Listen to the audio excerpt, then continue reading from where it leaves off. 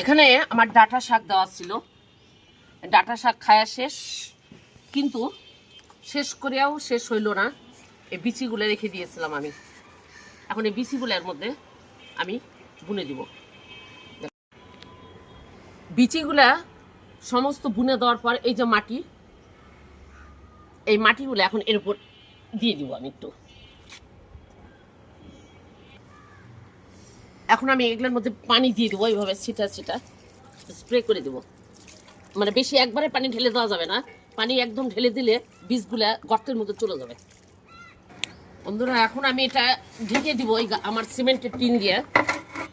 ওরে বাবা, এই যে ঢেকে দিলাম। বলেন কত সুন্দর হলো, পানি পড়বে আর চলে যাবে।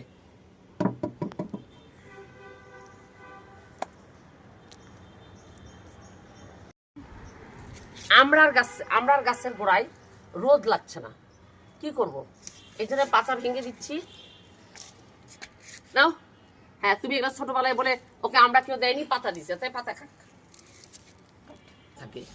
তাই অল্প উষ্ণ উষ্ণ গরম পানিতে ডিমের খোসাগুলো আমি গরম করে নিয়ে বয়েল করে নিই, একটু নিয়ে রোদে শুকায় তারপরে চায়ের পাতিও ধুয়ে নিই, পরিষ্কার করে ধুয়ে নিই, কারণ ওর মধ্যে সুগার থাকে, অনেকে দুধ খায়, দুধ থাকে, সেগুলোকে গাছের জন্য খুব ক্ষতিকর। তো এগুলোকে ধুয়ে পরিষ্কার করে নিয়ে তারপরে ডাস্ট করে তারপরে সেগুলোকে আমি গুঁড়া করি। গুঁড়া করে এখন এই যে গোলাপ গাছে দিব। গোলাপ গাছের জন্য এটা খুবই একটা ফ্রুটফুল খাবার এবং খুবই সুন্দর একটা খাবার।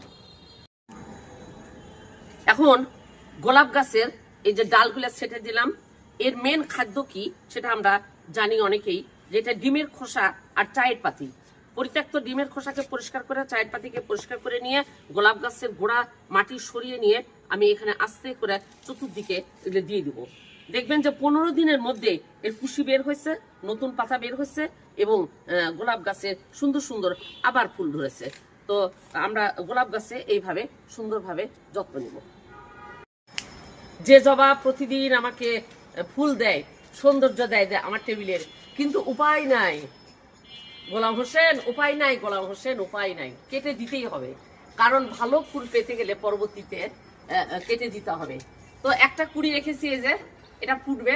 আপনাদেরকে আর জবা ফুল আমি দেখাতে পারবো না, সব ডালগুলো ছেটে দিলাম, কারণ বর্ষার টাইম, এখন গাছের যত্ন করার টাইম। এতদিন তো বসে বসে খাইলাম, এখন যত্ন করতে হবে গাছের।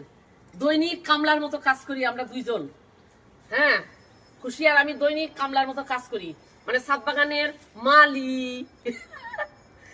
দৈনিক কাজ করি। কি করব, এই জবার ডাল কেটে দিলাম, এখন ভালো মতো এটা ফুল ফুটবে, নতুন চারা গজাবে। দেখেন গাছের গোড়া থেকে আরম্ভ করে সব ছেটে দিয়েছে, এগুলা এগুলা একটা রাখিনি, যাতে ভালো করে আবার নতুন করে ফুল ধরে। মানে এর ফুল দেওয়ার ক্ষমতাটা কমে গেছে। এর এখন খাদ্য দিতে হবে এখানে, যখনই গাছ কাটিং হবে তখনই আর খাদ্য দিতে হবে।